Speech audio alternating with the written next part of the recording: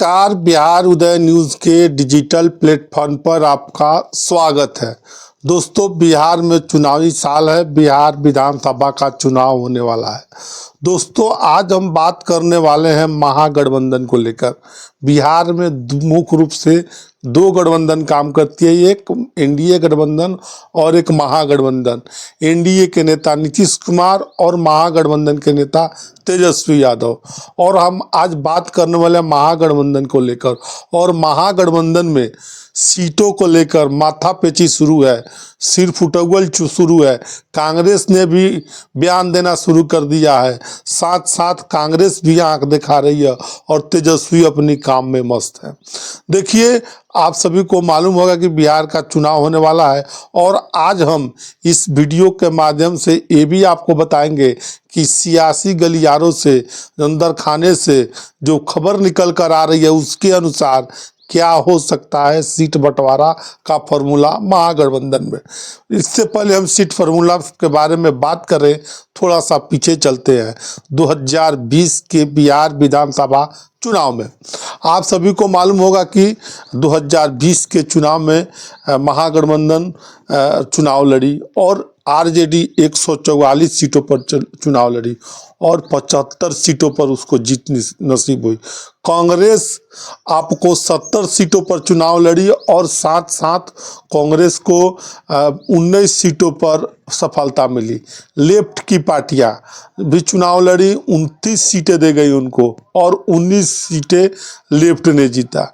देखिए, अब हम बात करते हैं 2025 विधानसभा सीट को लेकर। देखिए, 2025 विधानसभा का चुनाव है, चुनावों का साल है और महागठबंधन भी चाहता है, तेजस्वी यादव भी चाहते हैं कि 2025 में किसी प्रकार की चूक न हो और उस चूक को मिटाने के लिए तेजस्वी यादव जन संवाद यात्रा कर रहे हैं, महिलाओं से मिल रहे हैं, तमाम तरह के घोषणा कर रहे हैं और साथ साथ घोषणा करने के साथ साथ तेजस्वी यादव महिलाओं को कह रहे हैं कि 2500 मान सम्मान योजना देंगे। साथ ही साथ उन्होंने कल बड़ा ऐलान किया है, जो युवा नौकरी के लिए भटकेगा आने जाने का खर्चा भी दिया जाएगा।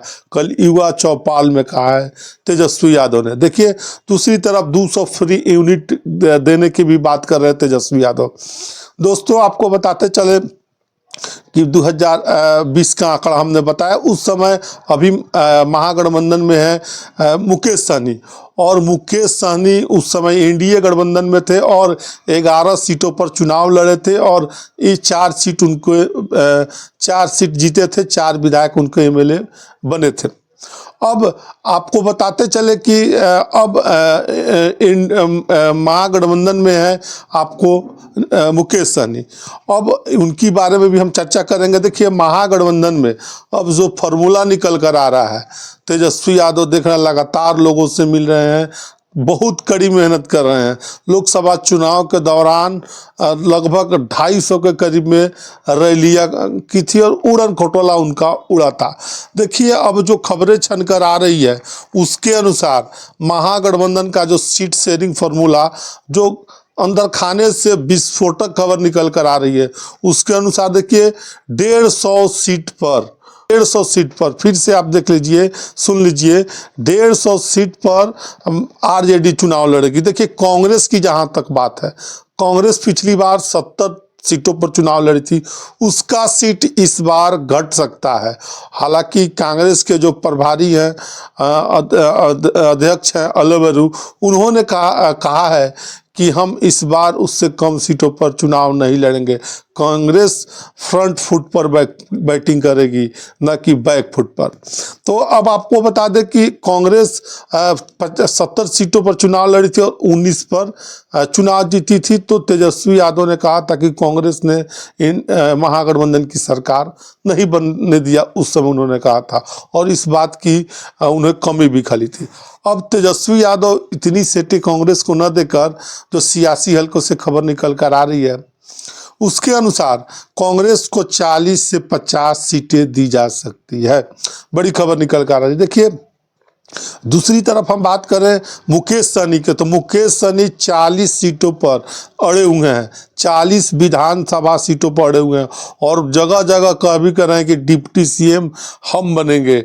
और साथ साथ जो खबरें निकल कर आ रही है मुकेश सहनी के बारे में, 20 सीटें, 15 से 20 सीटें इन महागठबंधन में तो मुकेश सहनी को वीआईपी पार्टी को मिल सकता है। देखिए अब लेफ्ट पार्टियां है, लेफ्ट पार्टियां को 22 से 23 सीटें देने का अनुमान आ रहा है कि जो खबरें सियासी गलियारों से निकल कर आ रही है कि उसमें उनको इतनी सीटें मिल सकती है।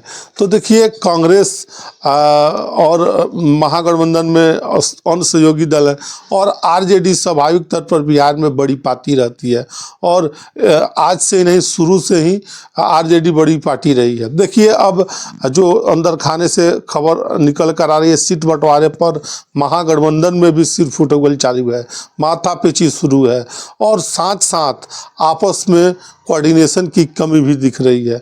तमाम नेता अपने तरह से बयान दे रहे हैं, वो आरजेडी को हो, कांग्रेस को हो या सीपीआई लेफ्ट की पार्टियां। अब आपको बता दें 2025 चुनावों का साल है, सभी पार्टियां अपनी गोटी सेट करने में लगे हैं और सभी पार्टियां चाहती है कि हम अधिक से अधिक सीटों पर चुनाव लड़ें। तो अभी हमने जैसे कि बताया है कि फिर से जाते जाते इस वीडियो में हम आपको बता देते हैं कि अगर आरजेडी 150 सीटों पर चुनाव लड़ेगी, कांग्रेस 40 से 50 सीटों पर चुनाव लड़ेगी और साथ साथ लेफ्ट पार्टियां 20 से 25 सीटों पर और 15 से 20 सीटों पर मुकेश सहनी की बात हो रही है। तो ये महागठबंधन का फॉर्मूला हो सकता है। बाकी आप क्या सोचते हैं कमेंट सेक्शन में कमेंट करके ज़रूर बताइएगा। आप सभी का बहुत बहुत धन्यवाद।